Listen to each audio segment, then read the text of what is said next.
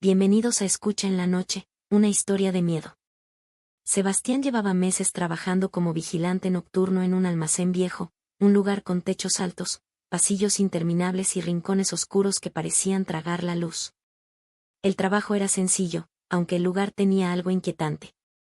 A veces, juraba escuchar ruidos lejanos, un eco de pasos, un murmullo bajo, pero siempre se convencía de que era solo el edificio, viejo y lleno de historias olvidadas. Hasta esa noche. Eran las 2 de la madrugada. Sebastián estaba revisando su teléfono cuando escuchó un ruido claro. Un golpe, seguido de algo más, pasos. Lentos, arrastrándose, como si alguien caminara descalzo sobre el concreto frío. Se levantó, tomó su linterna y comenzó a caminar hacia el origen del sonido. ¿Quién anda ahí? Este lugar está cerrado. Si hay alguien, más vale que salga ahora, dijo, tratando de sonar firme. Pero solo obtuvo silencio. Llegó al pasillo principal y encendió las luces. Nada. Solo sombras que parecían bailar en las esquinas. Pero cuando apagó la linterna, notó algo extraño, un rastro de polvo que parecía marcas de pies descalzos, pero las huellas no iban hacia una salida. Iban hacia el fondo del almacén. Decidió seguirlas. Las huellas lo llevaron a un lugar que nunca había notado antes, una puerta vieja. Era de madera, con pintura descascarada y un letrero oxidado que decía, acceso restringido. Sebastián sabía que no debería abrirla, pero la curiosidad fue más fuerte. Empujó la puerta, que crujió como si nadie la hubiera tocado en décadas. El aire dentro era pesado, húmedo, y olía a tierra vieja. Había una habitación pequeña con una mesa y una silla, y sobre la mesa, un diario. Lo abrió y comenzó a leer.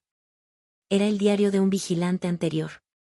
Las primeras páginas eran normales, con quejas sobre el trabajo, pero las últimas eran diferentes.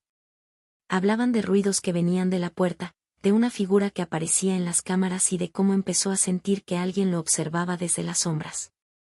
La última entrada lo hizo temblar. Si lees esto, significa que la puerta ya está abierta. No lo mires a los ojos. Sebastián soltó el diario y giró hacia la salida, pero al hacerlo, su linterna iluminó algo.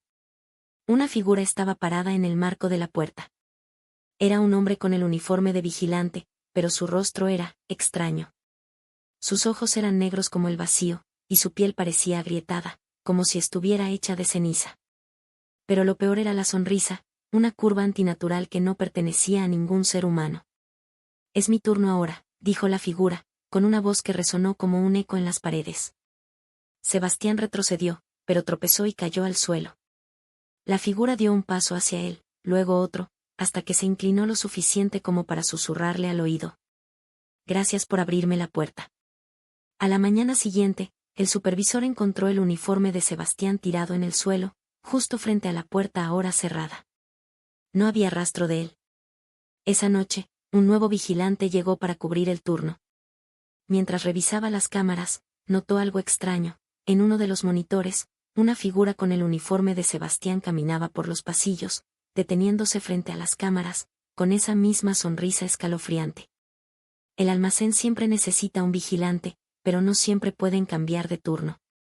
Si te gustó nuestra historia, recuerda dar me gusta y suscribirte para seguir escuchando historias en la noche.